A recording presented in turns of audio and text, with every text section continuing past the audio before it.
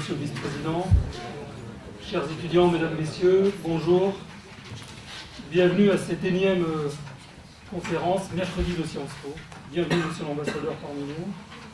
Nous avons instauré cette année, de façon régulière, des conférences thématiques. Vous êtes aujourd'hui le 4e ambassadeur qui intervient devant nos étudiants. Nous sommes heureux d'accueillir aujourd'hui le représentant de l'Union européenne. Ces conférences thématiques, et parmi ces étudiants, une majorité sont de Sciences Po. Bienvenue aux autres étudiants également qui nous ont rejoints. Première année, deuxième année, troisième année. Étudiants, nous l'avons expliqué tout à l'heure, qui sont en double diplomation avec Grenoble. Notre objectif, au travers de ces mercredis de Sciences Po, de ces conférences hier, et merci à Myriam encore une fois d'avoir organisé, finalisé ce rendez-vous pédagogique mais aussi ludique avec nos étudiants, et de permettre d'appréhender les questions d'actualité. Mais également, Monsieur l'ambassadeur, de mieux vous connaître. Quel est votre métier? Quel est le regard que vous posez aujourd'hui sur les questions internationales? Quels conseils pouvez-vous prodiguer aux étudiants ici présents à l'UR? Donc nous ne sommes pas dans quelque chose de très formaliste ni formalisé. Très bien. La parole est libre. Très bien. Vous êtes entre 4 murs, et ces 4 murs autorisent beaucoup de choses. La liberté de parole, la liberté d'expression, naturellement dans les formes et les règles conçues. Voilà. Aujourd'hui, le thème que nous avons retenu, nous avons souhaité, vous l'avez compris, Monsieur l'ambassadeur, dépasser le cadre un peu classique des relations entre le Maroc et l'Union européenne sous l'aspect économique. Certes, nous attendons de vous un bilan, bien évidemment, de l'Union européenne, des relations avec le Maroc, avec le Maghreb, mais nous souhaitons également vous entendre un peu sur l'évolution de la mondialisation et l'évolution de la mondialisation et le Maroc comme acteur demain et aujourd'hui de cette mondialisation.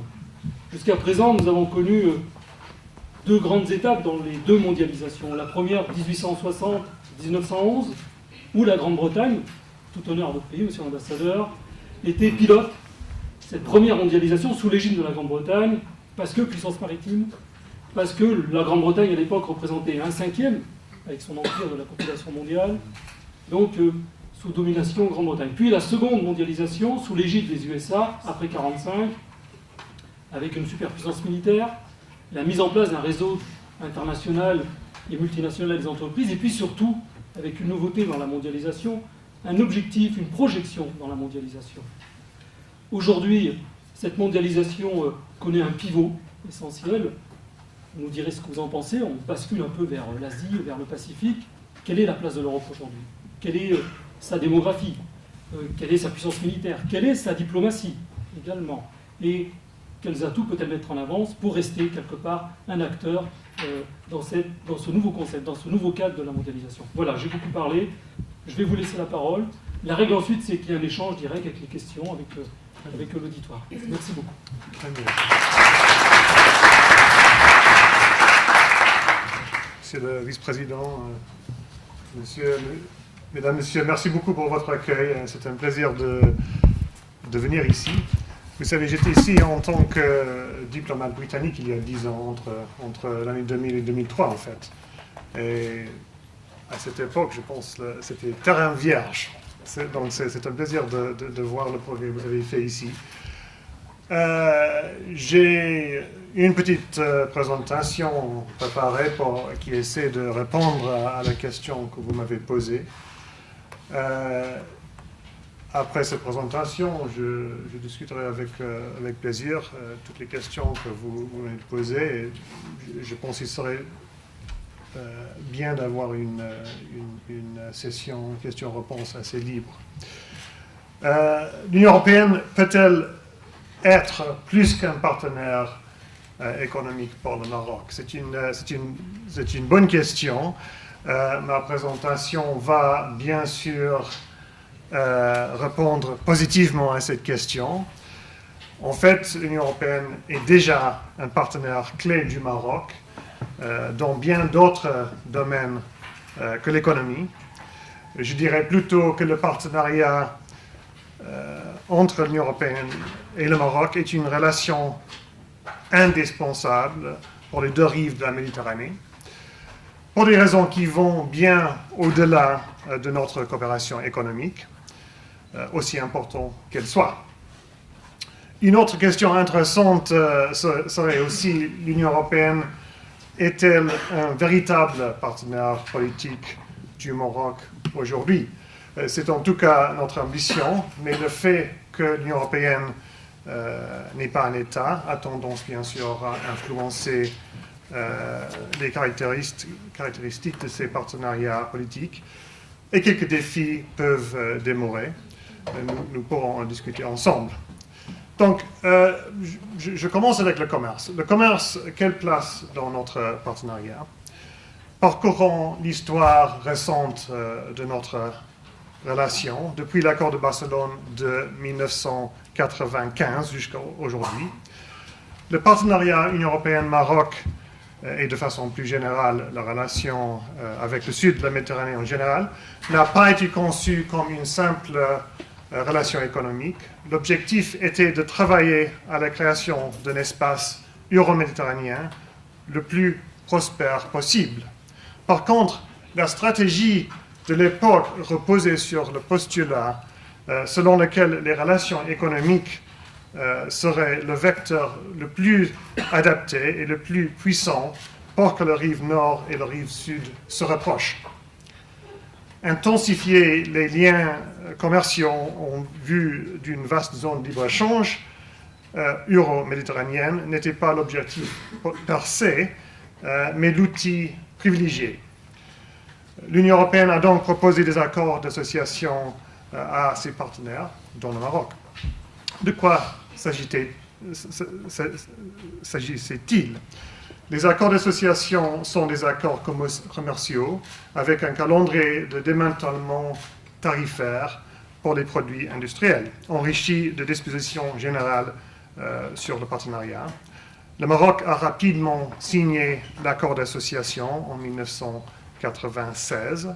Il est donc vrai que notre relation reposait initialement sur un socle économique.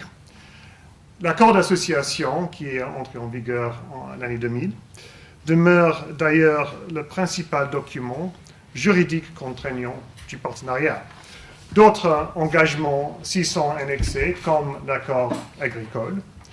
De même, le futur accord de libre-échange complet approfondi, qui est en négociation actuellement, ça sera un addendum à l'accord d'association. L'accord d'association conserve donc une place importante. Mais l'Union européenne a, depuis l'année 2000, je dirais, mais en tout cas pendant les années 2000, a voulu ancrer sa stratégie envers la Méditerranée du Sud dans un cadre plus stratégique et plus politique. Notamment car l'élargissement de l'Europe vers l'Est a fait bouger les lignes et amené l'Europe à accroître son influence dans son voisinage, via sa politique européenne de voisinage. Le principe était d'enrichir l'accord d'association avec d'autres outils, d'où l'idée d'élaborer des plans d'action qui détaillent tous les domaines dans lesquels nous voulions travailler ensemble. Le Maroc et l'Union européenne ont intégré le premier plan d'action en 2005. Et à cette époque, nous travaillons déjà ensemble sur différents domaines via des projets de développement, mais sans un vrai ancrage dans une vision stratégique commune des objectifs à atteindre. Le plan d'action a en effet des objectifs détaillés dans les domaines des droits de l'homme, de la justice et de la sécurité, de l'environnement, de la recherche, de la culture, etc. Ce sont des objectifs de réforme décidés par le Maroc, mais aussi des objectifs d'activité conjointe.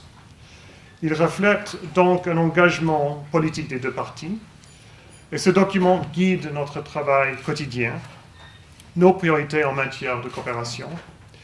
Il est aussi la base de notre dialogue bilatéral. Nous tenons en fait une dizaine de réunions sectorielles par an, les sous-comités, et des réunions au niveau ministériel, par exemple le conseil d'association.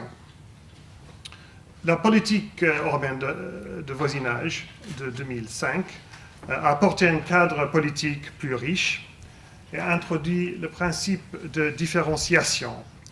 c'est-à-dire que la relation avec chaque pays du Sud sera d'autant plus riche que celui-ci veut aller plus loin avec l'Union européenne. Pour cela, l'Union européenne a puisé dans l'expérience d'élargissement pour offrir aux voisins du Sud des outils utilisés pour les pays candidats à l'adhésion, par exemple les jumelages techniques. Elle a différencié davantage son approche avec chaque partenaire dans le voisinage. Les accords d'association étaient assez standards, mais les plans d'action sont extrêmement personnalisés. Enfin, le statut avancé, qui, je vous rappelle, a été octroyé au Maroc en 2008, qui était tout à fait inédit à ce moment-là, a offert un objectif plus ambitieux, plus spécifique aux besoins du Maroc, qui était le rapprochement dans tous les domaines et une relation politique privilégiée. Le sommet de 2010 en est un exemple éclairant. Le statut avancé est surtout un document politique, un outil pour donner de nouvelles impulsions au partenariat. Il a marqué le début d'une étape plus politique dans nos relations bilatérales, avec l'objectif plus ambitieux d'approfondir nos liens dans tous les domaines. Donc, pour conclure cette première partie de la présentation, on peut dire que oui, les aspects commerciaux occupent une grande place dans notre partenariat, car c'était le premier domaine de coopération. La relation économique demeure un volet essentiel, car notre proximité géographique amène naturellement les deux parties à changer et développer leurs relations économiques. Mais le partenariat a bien d'autres dimensions, sociales, culturelles, humaines, mais aussi politiques. Et ces dimensions-là sont devenues encore plus importantes depuis les événements du printemps arabe de 2011, qui ont amené à une réflexion approfondie sur notre approche. Cette mutation politique forte dans la région a incité l'Union européenne à renforcer son offre envers les pays du Sud et renforcer ses exigences concernant les valeurs qui doivent sous-tendre nos relations, démocratie et valeurs partagées. Et ce contexte-là a contribué à donner de nouvelles perspectives au partenariat avec le Maroc. Pour comprendre jusqu'à quel point notre partenariat actuel dépasse la dimension simplement économique, considérons maintenant les nombreux différents domaines de notre programme de coopération financière qui couvre une vaste gamme de secteurs et qui reste sans égal dans le voisinage sud.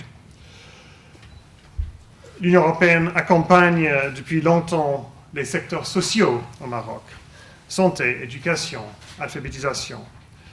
Aider le pays à affronter ces défis sociaux reste un objectif majeur de notre programme de coopération.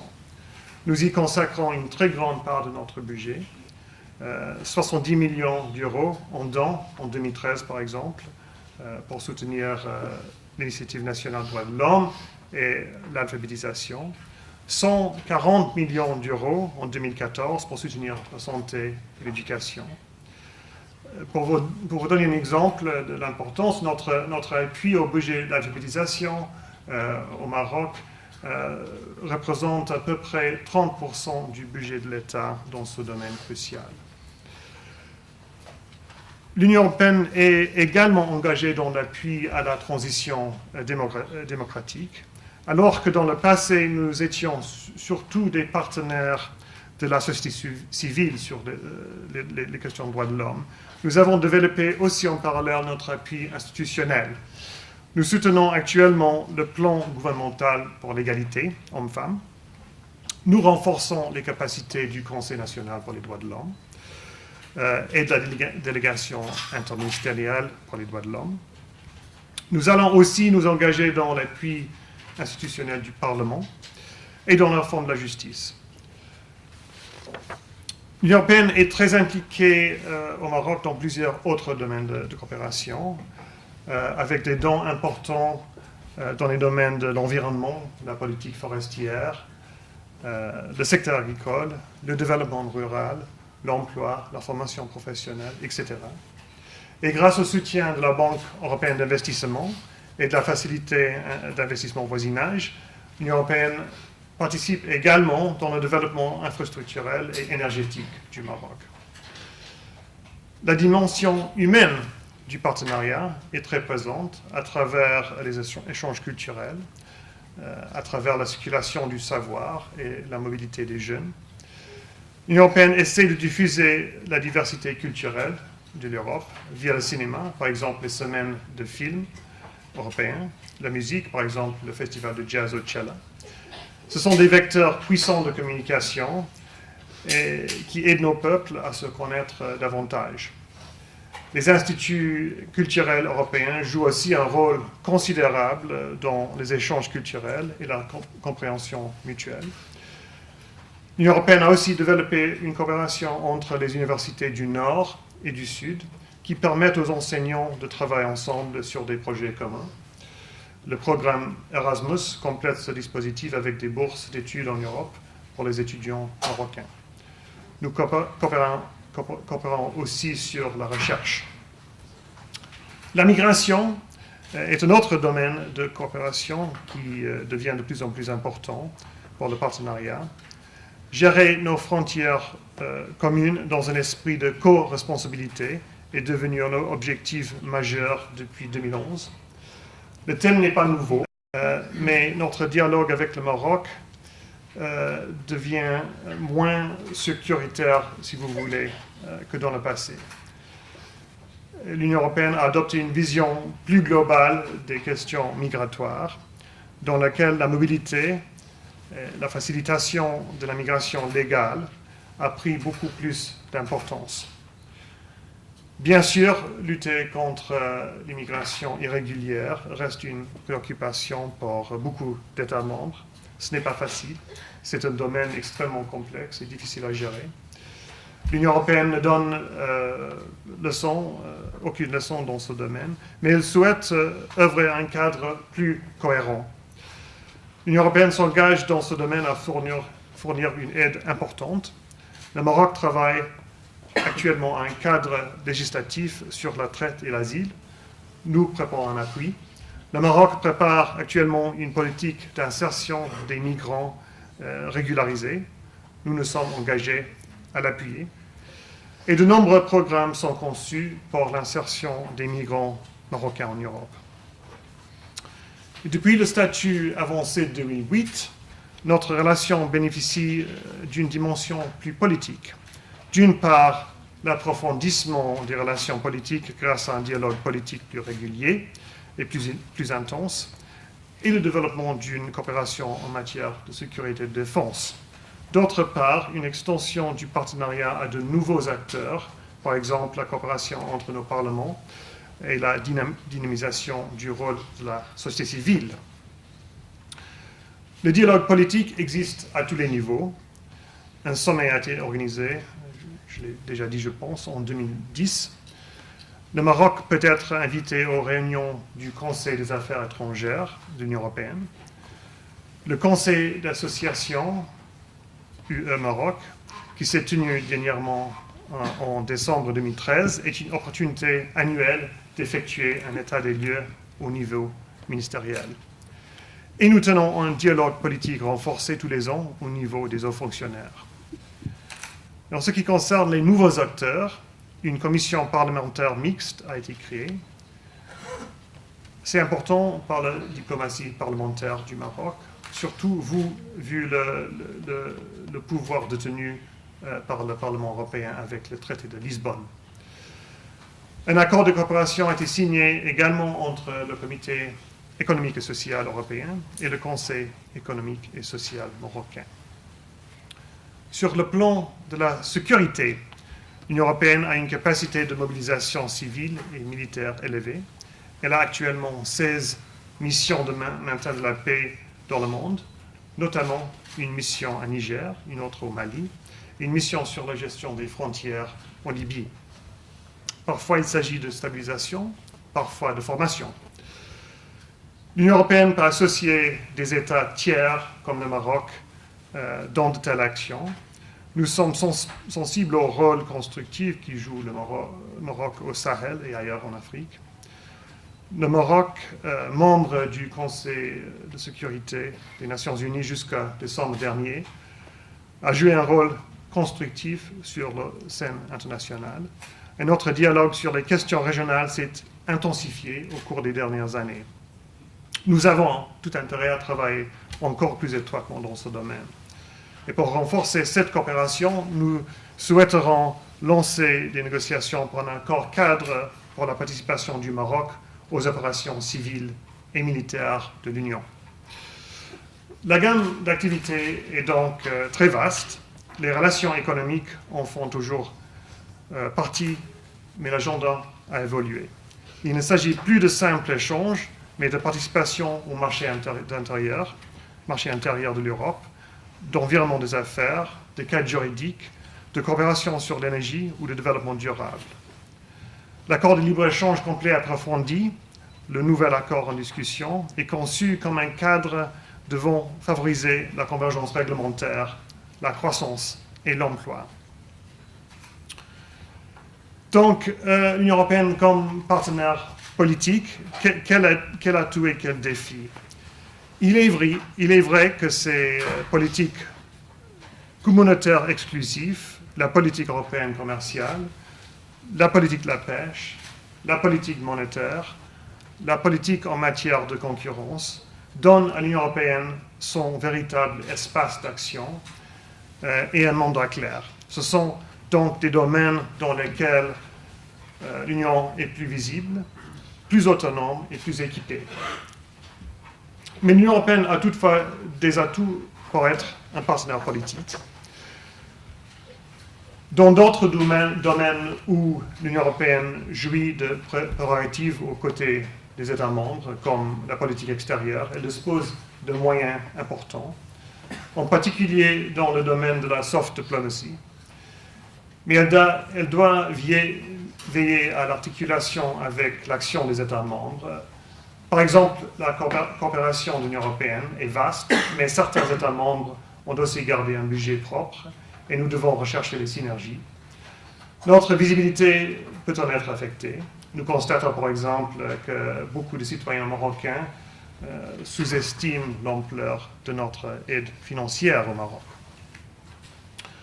L'Union européenne a la possibilité d'assurer une cohérence entre ces différentes politiques pour un résultat maximisé. Si un accord commercial nécessite une adaptation du Maroc en matière de réglementation, d'environnement des affaires, etc., l'Union européenne peut utiliser la coopération financière à cet effet. Si nos négociations sur la migration exigent un cadre juridique rénové, l'Union européenne peut allouer des fonds à cette priorité, etc.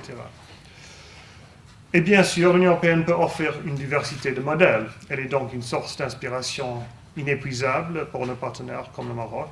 Lorsque nous parlons de rapprochement, de convergence réglementaire, ce n'est pas pour dupliquer la législation européenne, mais pour s'approcher des standards internationaux.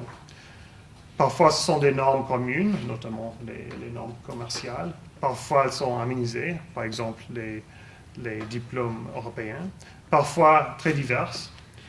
Et nos jumelages entre administrations le démontrent. Quand le Maroc sollicite un appui, par exemple sur la concurrence ou le transport, il peut bénéficier d'une expertise très diversifiée qui pourra donc répondre à ses besoins. L'Union européenne est bien sûr active dans les enceintes multilatérales. Elle a un statut de membre observateur au sein des Nations Unies depuis 1974 et dispose de la personnalité juridique et d'une capacité de représentation unique des États membres à l'ONU, à l'Assemblée générale de l'ONU, mais pas au Conseil de sécurité, bien sûr. L'Union européenne reste enfin un référentiel en matière de valeurs fondamentales, de droits de l'homme et de démocratie. 28 pays, tout démocratiques, mais tout différents. L'obtention du prix Nobel de la paix est un symbole de cette identité. L'Union européenne est aussi particulièrement à l'avant-garde dans certains domaines d'une importance croissante sur la scène internationale, par exemple la lutte contre le changement climatique. Néanmoins, il est vrai que sur le plan politique, l'Union européenne reste un projet en cours de développement. Elle a parfois encore du mal à parler d'une seule voix. Les États membres ont été assez unis sur le Mali, par exemple, sur l'Iran, sur l'Ukraine plus récemment, mais beaucoup moins sur la Syrie, sur le conflit israélo-palestinien. Cela reste un défi d'avoir une vision géographique pleinement harmonisée. Les États membres individuellement peuvent être plus réactifs, par exemple l'opération Salva de la France au Mali. Mais en étant unis, l'Union européenne peut plus facilement accompagner les transitions politiques dans la durée. Donc, si l'Union européenne possède des vrais atouts en tant que partenaire politique, il est également vrai que ces atouts sont mitigés. Vraisemblablement, l'Union européenne ne sera jamais une puissance classique avec une politique étrangère, une politique de défense unifiée. Mais soyons clairs que l'Union européenne est en train de construire un partenariat avec le Maroc qui va bien au-delà de la dimension économique, parce que votre pays occupe depuis des années une place singulière dans nos efforts pour construire un voisinage plus démocratique, plus prospère et plus stable. Avec sa tradition d'un islam tolérant, son approche gradualiste au développement démocratique et son engagement historique avec l'Europe, le Maroc est un partenaire naturel pour l'Union européenne. À une époque de bouleversement en Afrique du Nord, le Royaume reste stable et unifié, avec un système pluripartite qui existe depuis des décennies. Notre partenariat a comme objectif principal l'approfondissement de nos liens dans tous les domaines, dans le cadre d'une relation gagnant-gagnant, non seulement une intégration plus poussée de l'économie marocaine dans le marché intérieur de l'Europe, mais aussi une approche à la mobilité humaine qui maximisera les effets positifs de la migration et minimisera ses effets négatifs pour les deux partenaires, une coopération plus étroite sur le plan de la sécurité afin de renforcer notre stabilité commune, et un appui à l'évolution du Maroc vers une société plus démocratique, plus égale et plus inclusive.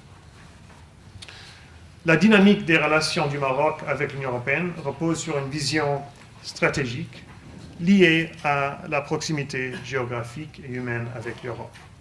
Elle est ancienne. L'année 2013, l'année dernière, a marqué le 50e anniversaire de l'ouverture en 1963 des négociations préliminaires entre le Maroc et la Communauté européenne pour un accord commercial. 50 ans plus tard, la relation commerciale reste essentielle, mais notre partenariat est enrichi par plusieurs autres dimensions. C'est un partenariat qui se diversifie, se renforce et demeure à ce titre unique dans le voisinage. Voilà, donc je vous remercie beaucoup pour cette opportunité de participer et je reste à votre disposition pour répondre à vos questions.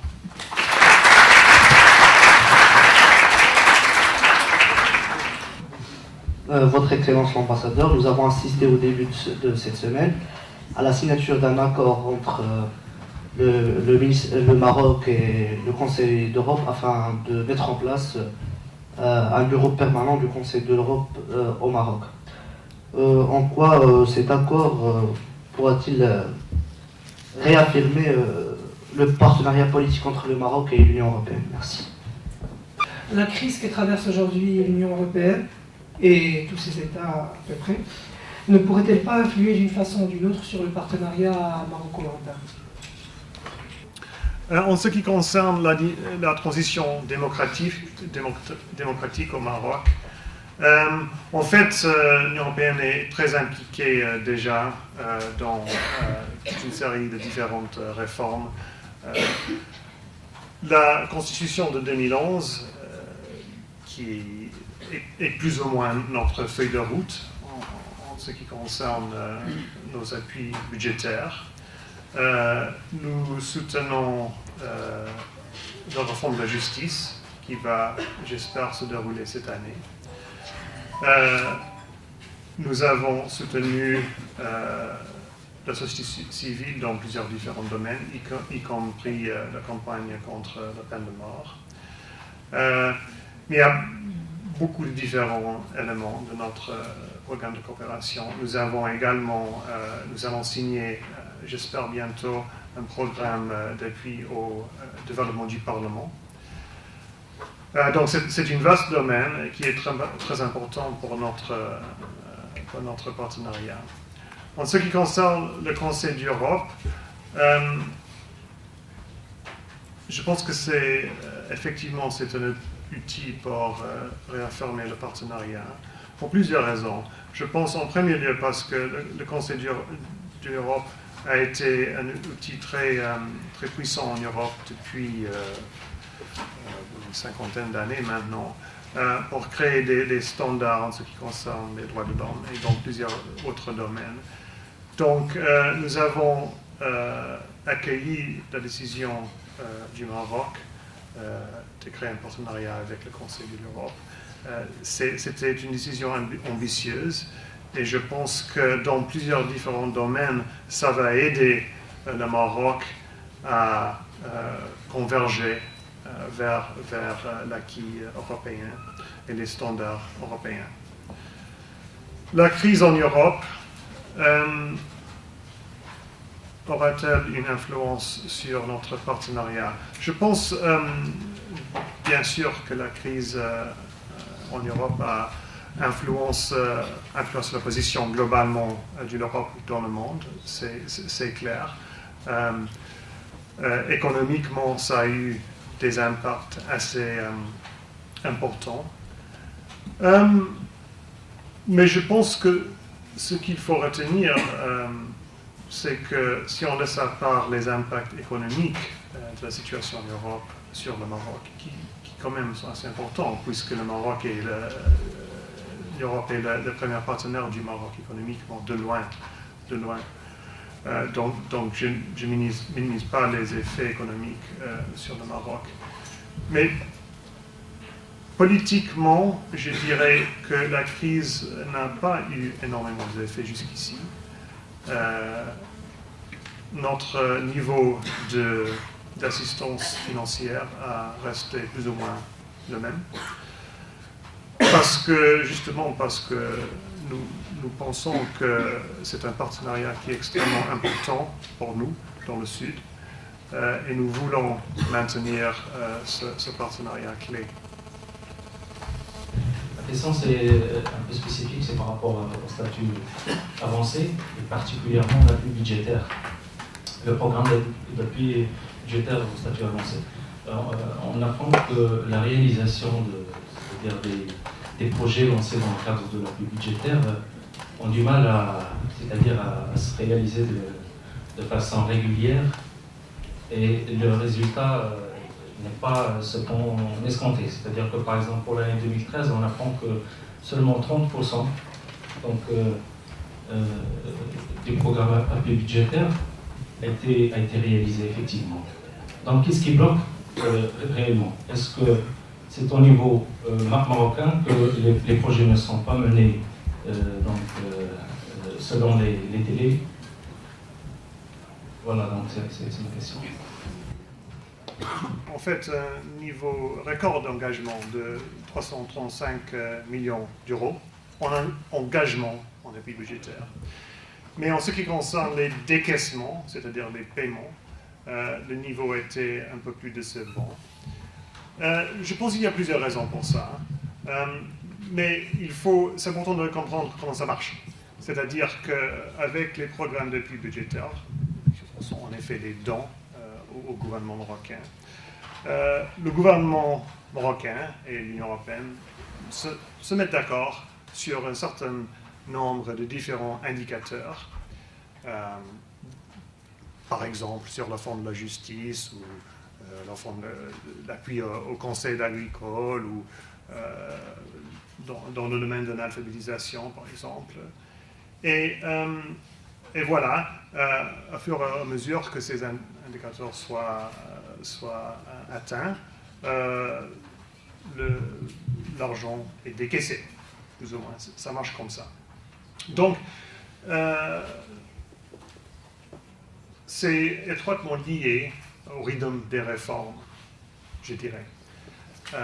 Et je dirais que, puisque après la Constitution de 2011, le gouvernement marocain a entamé toute une série de réformes extrêmement ambitieuses, c'est peut-être pas surprenant que jusqu'ici,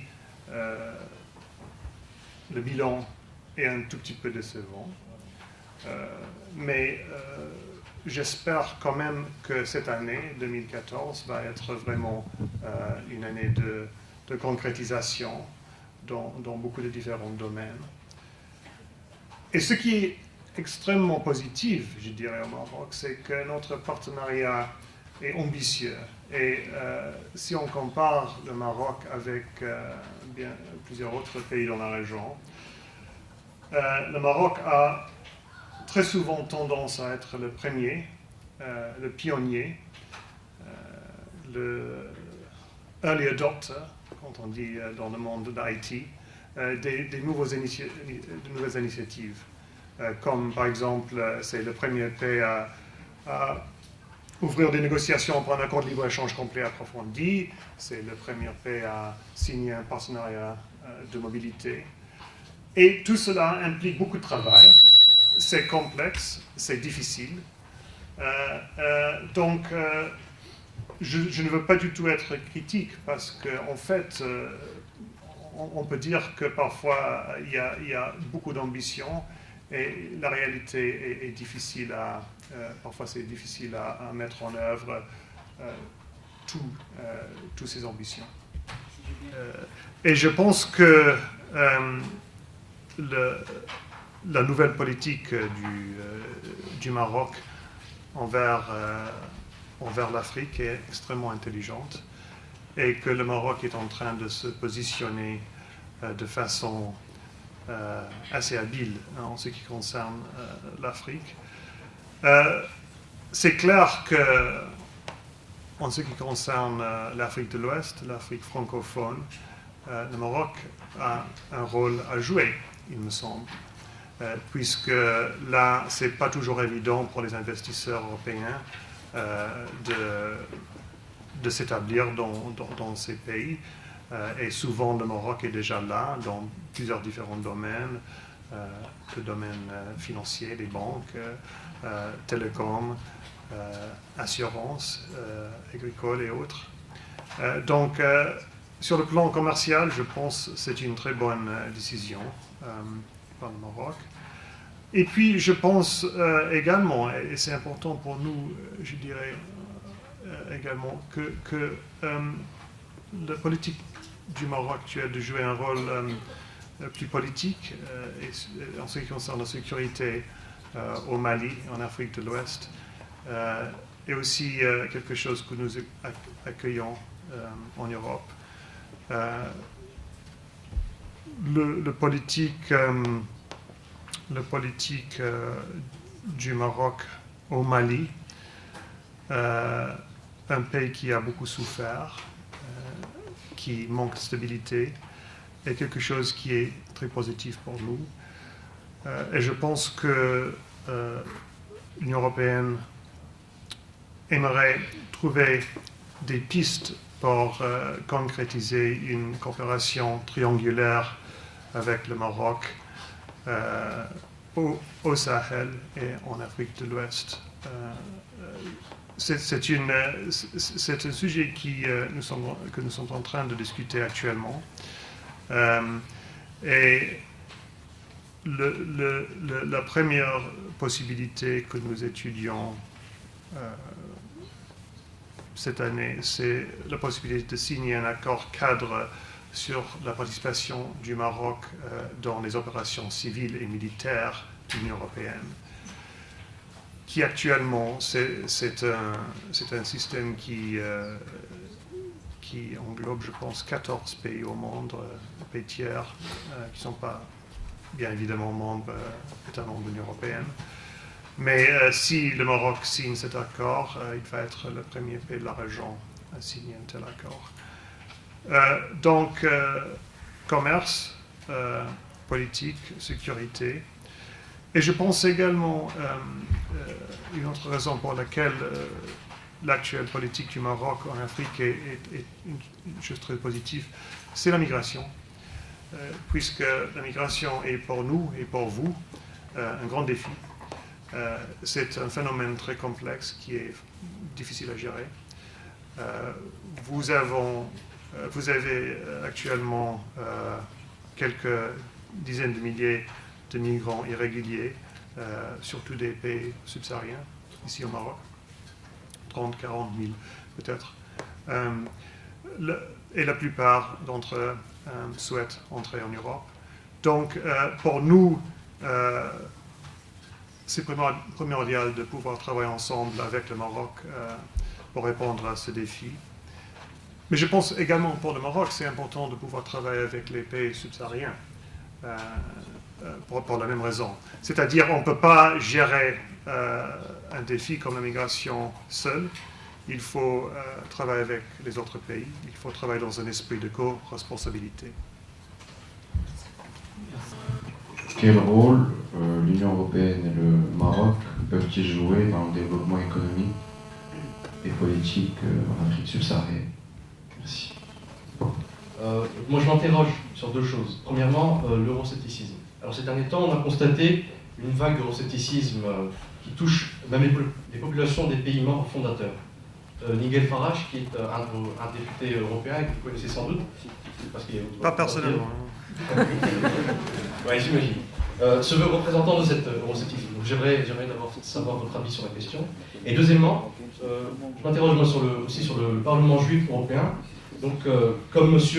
Roger Kuckerman, qui est le président du Conseil représentatif des institutions juives françaises, je me questionne sur la légitimité de ce Parlement et son rôle au sein de l'Union. Merci. Ma question porte surtout sur la France, pas sur l'Union européenne en entier. Donc, on a remarqué ces derniers temps une querelle diplomatique entre la France, qui est l'un des meilleurs partenaires du Maroc. Donc, cette querelle diplomatique a mené au déclenchement, a mené à la suspension de la coopération judiciaire. Pouvez-vous m'expliquer comment cela se fait-il et est-ce que ce problème n'est pas aussi grave que ce que l'on peut penser? Nous avons soutenu la première phase du centre solaire Ouarzazate. Nous allons soutenir la deuxième phase également. Pas uniquement la Banque européenne d'investissement d'ailleurs, mais également les Allemands qui sont très impliqués dans ce domaine. Donc, nous pensons que c'est une décision stratégique du Maroc, également, je pense, une décision intelligente. Et ça va être certainement important pour le Maroc dans l'avenir. Et en fait, également, je pense, pour l'Europe, parce que l'Europe est de plus en plus interconnectée en ce qui concerne l'énergie. Et vous avez vu ce qui s'est passé en Ukraine. Donc, je pense dans l'avenir, on va être de plus en plus liés, pas uniquement entre les États membres de l'Union européenne, mais également sur un plus grand réseau qui implique également le Maroc et plusieurs autres pays. Question très intéressante sur les différences politiques, religieuses et culturelles. Est-ce que ça pose un défi pour notre partenariat? Moi, j'ai tendance à penser l'inverse, que c'est quelque chose qui peut enrichir notre partenariat. Nous avons, je pense, en Europe, presque 5 millions de personnes d'origine marocaine. C'est énorme. Et à mon avis, c'est quelque chose qui... c'est une richesse pour l'Europe. Ça a vraiment donné beaucoup, surtout en France et en Belgique et ailleurs. Donc pour moi, la diversité en termes de religion, en termes de culture, est quelque chose de plutôt positif. Moi, je viens d'un pays qui est de plus en plus multiculturel.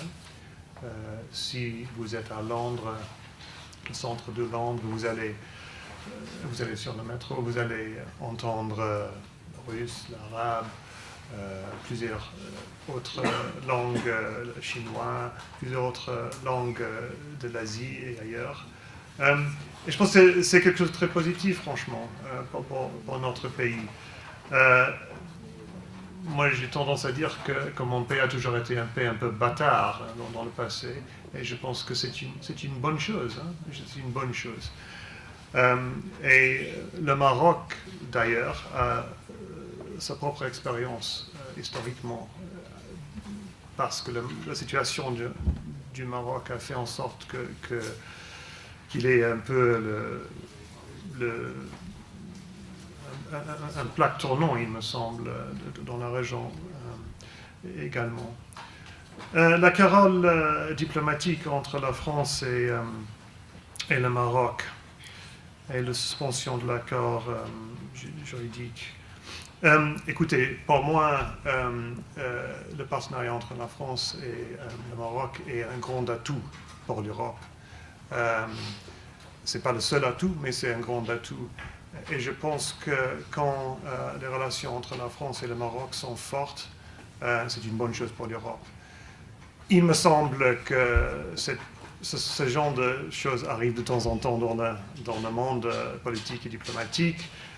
Je n'ai pas vraiment de grands soucis. J'imagine qu'on va dépasser cette crise au cours des prochaines semaines et mois, sans problème. Le Parlement juif européen, ça c'est une question intéressante. J'avoue que je ne suis pas très bien renseigné sur ce Parlement, mais on a en Grande-Bretagne une entité pour les musulmans qui marche assez bien, il me semble. Ça donne à la communauté musulmane en Grande-Bretagne une voix. Je ne sais pas exactement comment ça marche pour le Parlement juif en Europe, mais si ça donne à la communauté juive une voix en Europe, je pense que c'est probablement une bonne chose. L'euroscepticisme, M. Farage, qui est d'ailleurs, je pense, un nom français, pas anglais, voilà, mais c'est ce qui est curieux. Voilà, c'est clair qu'il y a il y a un courbe croissant pour l'euroscepticisme en Europe actuellement, pas uniquement en Grande-Bretagne. Dans plusieurs pays, la France, vous avez vu les résultats du Front National en France, aux Pays-Bas, en Norvège et ailleurs. Il me semble que c'est quasi inévitable en temps de crise économique. On a vu ça à plusieurs reprises dans l'histoire de l'Europe et ailleurs. Donc je ne suis pas extrêmement surpris et pas trop inquiété non plus. Ça peut quand même avoir un impact sur la composition du Parlement européen pour les élections en mai, qui poserait peut-être quelques défis pour nous, puisque le Parlement européen joue un rôle de plus en plus important, pas uniquement dans notre partenariat avec le Maroc, mais en Europe plus généralement. J'ai pas beaucoup de temps personnellement pour M. Farage.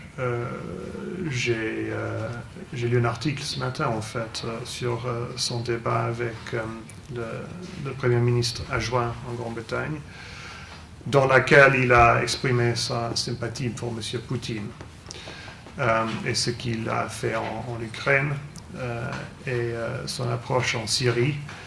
Donc, je pense...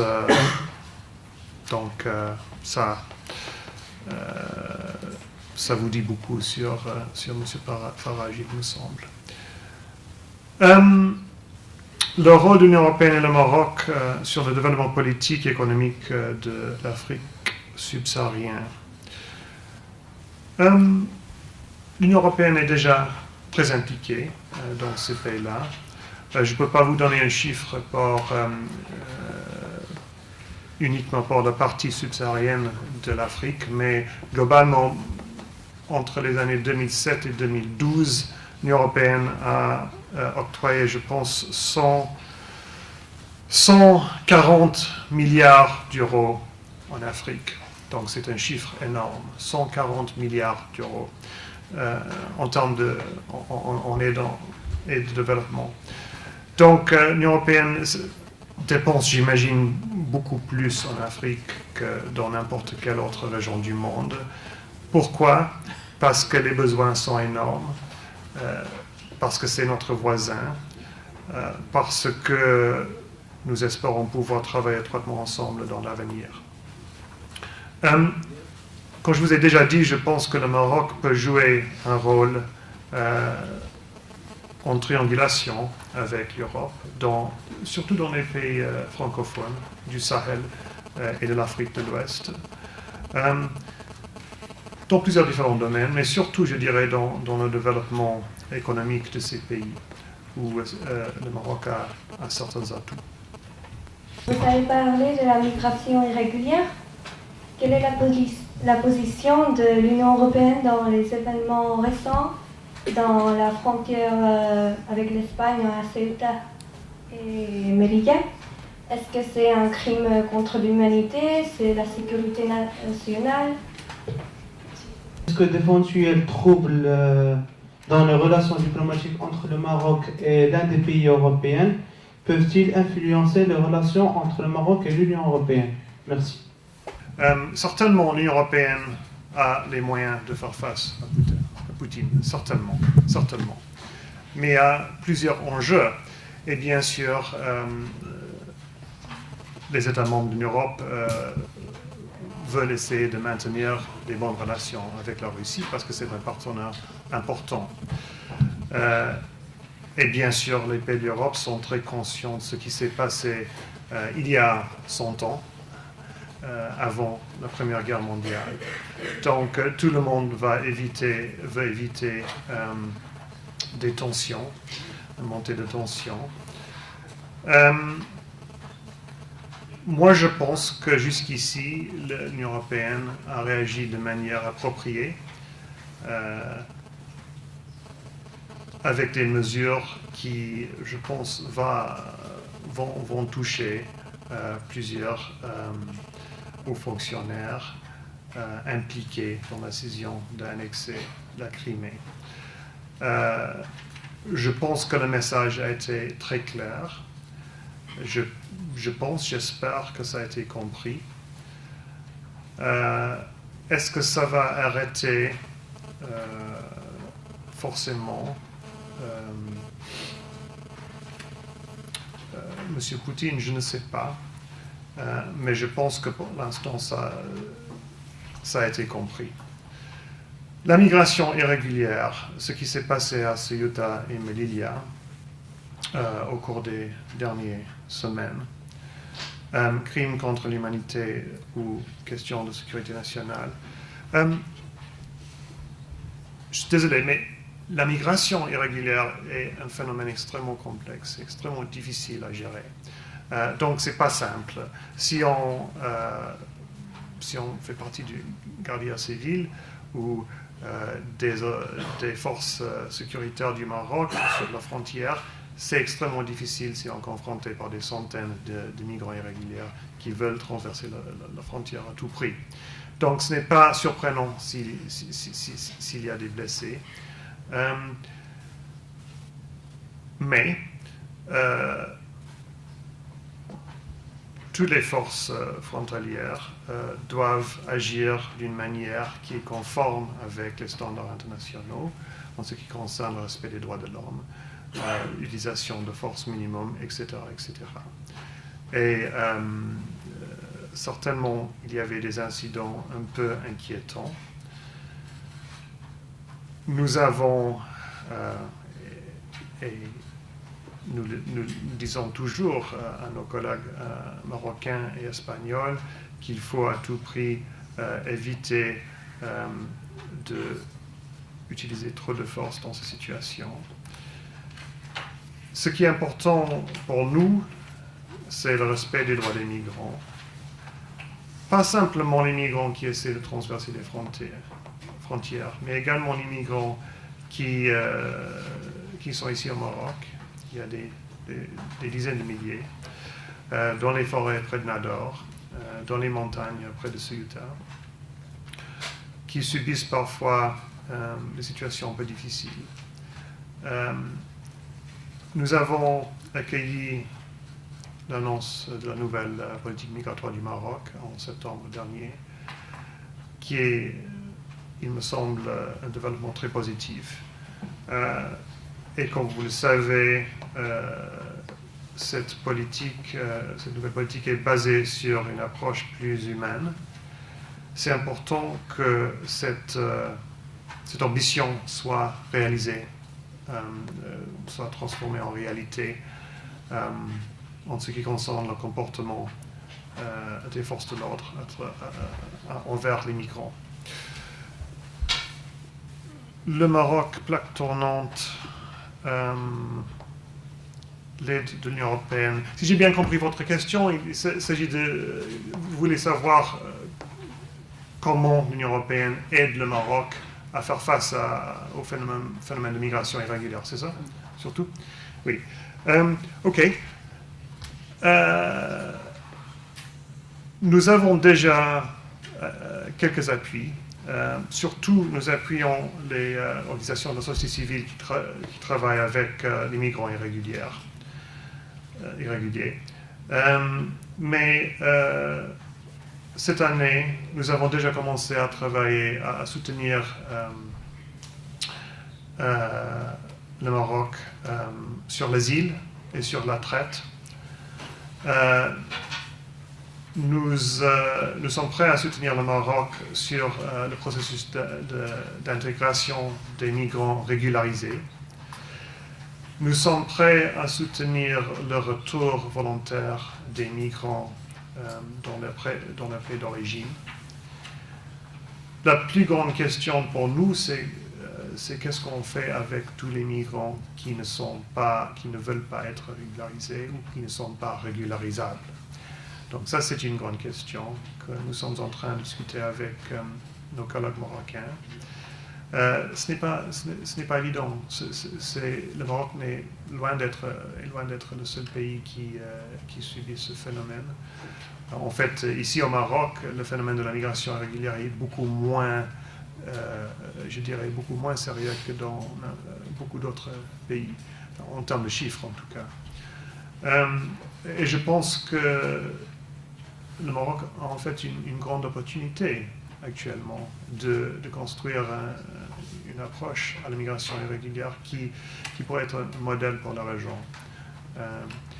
La politique est là, il y a beaucoup de bonne volonté, mais transformer ça en réalité sur le terrain est beaucoup plus difficile. En tout cas, pour être bref, nous avons consacré une certaine somme d'argent qui est assez important pour soutenir la nouvelle politique migratoire. Et nous espérons pouvoir utiliser cet argent pour appuyer des politiques transversales et des propositions concrètes de la part des autorités marocaines. La crise entre le Maroc et la France pourrait-il influencer la relation Union européenne-Maroc? Oui, bien sûr, puisque la France est un partenaire extrêmement important pour le Maroc et voilà, nos États membres font partie de l'Union européenne. Pour l'instant, je dirais, il ne faut pas trop s'inquiéter quand même. La situation est sous contrôle et je pense que, comme je vous ai déjà dit, je pense que ça va être résolu au cours des prochaines semaines, des prochains mois. Je suis en contact régulier avec l'ambassadeur de la France et mes collègues marocains, mais c'est surtout une décision bilatérale entre les deux pays. Je voulais savoir si vous pouvez revenir un peu sur votre parcours et aussi si vous pourriez nous expliquer ce qui vous a orienté vers une carrière dans la diplomatie. Merci. Alors nous avons assisté cette semaine pour la première fois à la visite d'un président chinois à l'Union européenne. Donc, est-ce un pas vers l'établissement d'accords de libre-échange entre la Chine et l'Union européenne? Comment l'Union européenne peut-elle concilier les efforts qui tendent à renforcer la mobilité humaine, d'une part, et contrôler ses frontières et ses flux migratoires, d'autre part? Est-ce un objectif conciliable? Et la deuxième question, elle a un rapport avec les élections européennes qui auront lieu prochainement. Lors des municipales en France, on a assisté à la montée d'un parti eurosceptique ou europhobe. Est-ce que vous n'avez pas peur, de la montée des partis europhobes au sein du Parlement européen, et si ces partis obtiennent une majorité, quelle sera la réponse de l'Union vis-à-vis de cette nouvelle donne politique? Merci. En fait, j'ai fait plusieurs autres choses, et puis à un certain moment, je me suis dit, parce que j'ai passé une grande partie de ma vie à l'étranger, que je ne voulais pas rester à Londres. Il n'y avait pas 5000 différentes possibilités pour aller à l'étranger. Je pense que le monde a changé un peu, c'est peut-être un peu plus facile maintenant. Mais à un certain moment, je me suis dit, peut-être que ce serait quand même assez intéressant de devenir diplomate. Donc j'ai passé le concours et j'avais réussi. Et je ne regrette pas le choix du tout. Je pense que c'est toujours... si on est bougé, si on a un appétit pour habiter dans plusieurs différents pays, différentes cultures. C'est vrai que parfois ça devient un peu fatigant avec la famille parce qu'on bouge tout le temps, tous les 3-4 ans. Mais quand même, on a de la chance de rencontrer des gens extraordinaires, d'avoir une grande diversité dans sa vie. Donc voilà, je pense que comme beaucoup de personnes, ça arrivait un peu par hasard, mais je ne regrette pas du tout. J'ai passé la plupart de ma carrière en fait dans le Moyen-Orient et un peu dans le monde post-soviétique. J'avais commencé au Foreign Office dans Soviet Department, parce que l'Union soviétique existait toujours à l'époque. Et en fait, j'étais là pendant les dernières années de la dernière année de l'Union soviétique. Et puis j'ai appris l'arabe et j'ai travaillé au Yémen, en Arabie Saoudite, et puis je suis revenu à Londres, j'ai travaillé un peu sur le contre-terrorisme. Et puis j'étais affecté ici en tant qu'adjoint à l'ambassadeur britannique à l'époque. C'était entre l'année 2000 et 2003, la première année du règne du roi actuel. Et voilà, et puis j'étais dernièrement ambassadeur en Ouzbékistan, en Asie centrale, qui est un autre monde, je vous jure, complètement différent, mais fascinant. Et ça fait plaisir de revenir dans ce pays. Voilà. 2 questions chinoises. La première question, si j'ai bien compris, sur les mérites de l'accord de libre-échange entre l'Union européenne et la Chine, c'était ça? Oui. Moi, je suis pour les accords de libre-échange en général. Je pense que c'est un outil extrêmement puissant pour faire bouger l'économie du monde, surtout actuellement. Bien sûr, avec la Chine, c'est un peu plus compliqué qu'avec le Maroc, mais pas si compliqué que ça.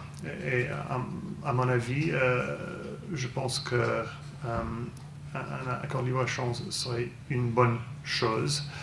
La position de l'Union européenne sur cette question est un peu plus médiquée actuellement, parce que les États membres ne sont pas tous d'accord sur cette question. Le monde bipolaire.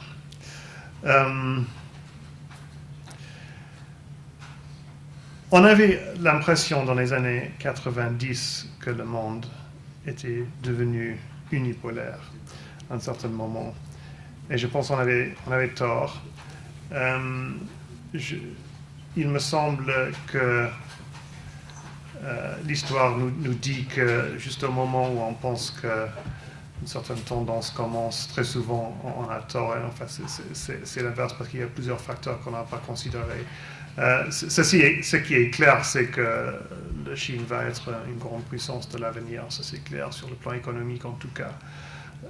Pour moi, la grande question c'est l'Inde, l'avenir de l'Inde qui jusqu'ici, en tant qu'économie, en tant que puissance politique, a un peu déçu, je dirais. Mais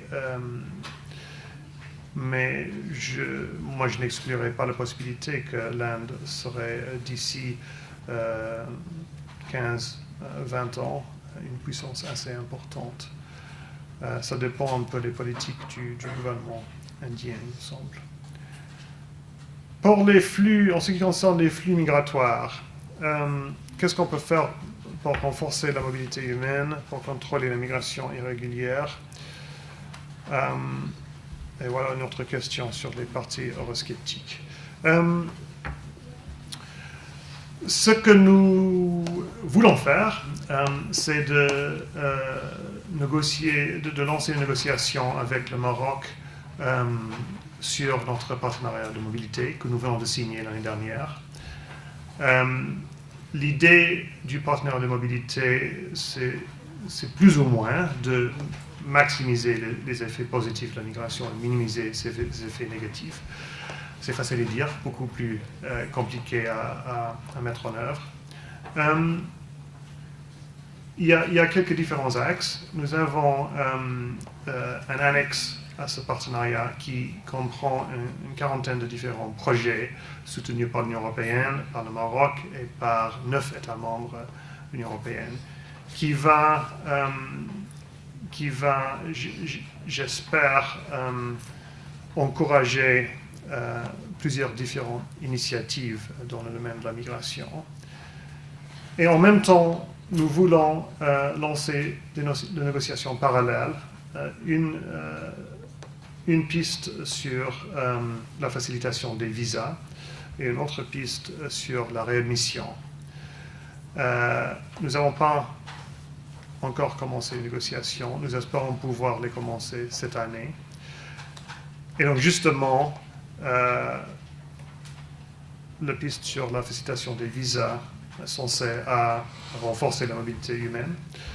Et l'autre piste va essayer de contrôler la migration irrégulière de manière un peu plus stricte. Pour moi, on n'a pas le choix. Il faut essayer de travailler ensemble sur ce phénomène. On ne peut pas simplement laisser les frontières ouvertes, on ne peut pas simplement fermer les frontières non plus. Mais j'encourage le Maroc, et je pense que le Maroc a déjà commencé à le faire, de travailler plus étroitement avec les pays subsahariens et ses voisins, si possible. Et nous allons essayer de trouver des solutions. La montée des partis europhobes en Europe, oui, bien sûr, je crains la possibilité qu'il y aura, dans les élections de mai, que les partis europhobes réussissent. Je pense quand même que c'est peu probable que nous allons voir une majorité des partis europhobes dans le Parlement européen. Heureusement, je pense que statistiquement, je pense que c'est peu probable. Mais ce n'est pas nécessaire qu'ils aient une majorité pour être une nuisance pour l'Union européenne. Tout simplement, c'est la démocratie, et si on arrive à une majorité, une grande partie du Parlement européen europhobe, il faut travailler avec. Merci de votre prêté de bonne foi. Il y a eu beaucoup de sympathie, sans langue de bois, si je puis dire, à cet échange avec nos étudiants. Nous avons beaucoup appris. Encore une fois, merci. Et nous vous invitons le 26 avril à une autre conférence des mercredis de Sciences Po sur un autre thème, le 23 avril, qui sera le rap et la politique. Merci, à bientôt.